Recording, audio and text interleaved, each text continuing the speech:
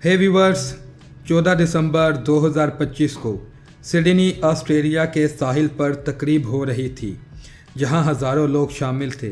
उसी दौरान अचानक दो अफराद अवाम पर फायरिंग करना शुरू कर देते हैं। जी हां व्यूवर्स, शाम 6:47 पर दो अफराद पुल पर खड़े होकर लोगों पर गोलियां बरसाना शुरू कर देते हैं। गोलियां बहुत तेज़ी से चलती हैं और लोग चीखें मारते हुए भागते नजर आते हैं। लोग अपनी जान बचाने के लिए उनसे दूर भागते हैं। उसी दौरान एक बहादुर शहरी ने उनमें से एक का असला छीना, जिसकी वजह से काफ़ी सारी जानें भी बच गई।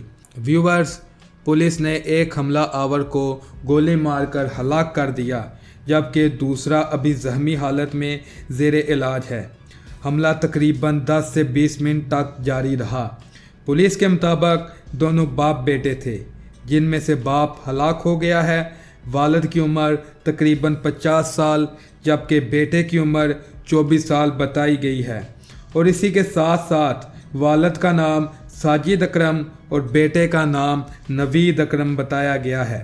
इस हमले में 15 अफराद हलाक हुए और 40 से ज़ायद ज़ख्मी हालत में ज़ेरे इलाज हैं। काफ़ी सारे मुल्क कह रहे हैं कि ये पाकिस्तानी शहरी थे, मगर अभी तक उनकी शनाख्त नहीं हुई और पाकिस्तान में भी इनका कोई रिकॉर्ड सामने नहीं आया जिससे ये कहा जा सके कि ये पाकिस्तानी थे।